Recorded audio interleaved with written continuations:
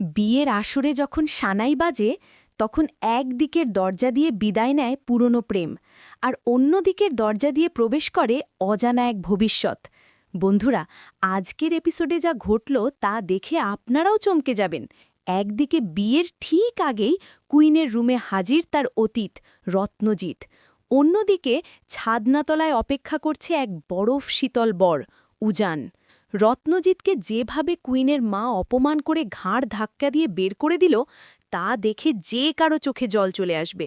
ভিখারির মতো খাবারের প্যাকেট ধরিয়ে দিয়ে বলা হলো, এইটুকু খাবার আমি দোকান থেকেও কিনে খেতে পারবো।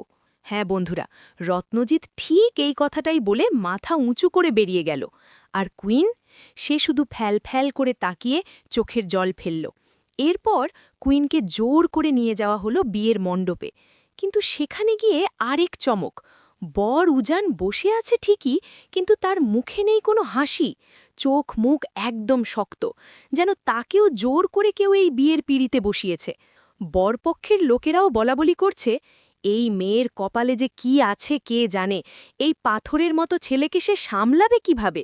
মালা বদলের সময় কুইনের চোখ দিয়ে অঝোরে জল পড়ছিল। কিন্তু জানেন তো, মেয়েরা বড্ড শক্ত হয়। কুইন মনে মনে ঠিক করে নিল, যা হয়েছে তা অতীত, এখন উজানই তার সব। সে তার ভালোবাসা দিয়ে উজানের এই নীরবতা, এই রাগ সব ভাঙবে। কিন্তু প্রশ্ন হল, উজান কি সত্যিই কুইনকে কোনোদিন মেনে নেবে, নাকি রত্নজিৎ আবারও ফিরে আসবে কোনো এক বড় ঝড় নিয়ে? কুইনের পরিবারের কি উচিত ছিল রত্নজিৎকে ওইভাবে ঘাড় ধাক্কা দিয়ে অপমান করা? আপনাদের কি মতামত?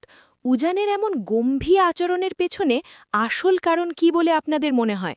আপনারা কি চান রত্নজিৎ আবারও ফিরে এসে তার অপমানের জবাব দিক? কুইন কি পারবে উজানের এই পাথরের মতো মন গলাতে? কমেন্ট করে অবশ্যই জানাবেন। বন্ধুরা, আজকের মতো আপডেট এখানেই শেষ করছি। তবে কুইন আর উজানের এই নতুন জীবনের লড়াই দেখতে হলে কিন্তু চোখ রাখতেই হবে আগামী পর্বগুলোতে। কুইনের এই চোখের জল যদি আপনারও খারাপ লেগে থাকে, তবে ভিডিওটিতে একটি লাইক করে দিন। সিরিয়ালের এমন সব এক্সক্লুসিভ আপডেট, আগামী পর্বের স্পয়লার আর গল্পের আসল টুইস্ট সবার আগে পেতে আমাদের চ্যানেলটি এখনই সাবস্ক্রাইব করে পাশের বেল আইকনটি বাজিয়ে দিন। আর হ্যাঁ, আজকের এপিসোড আপনার কেমন লাগলো তা নিচে কমেন্ট করে জানাতে ভুলবেন না। দেখা হচ্ছে খুব তাড়াতাড়ি নতুন কোনো আপডেটের সাথে। ভালো থাকবেন, সুস্থ থাকবেন।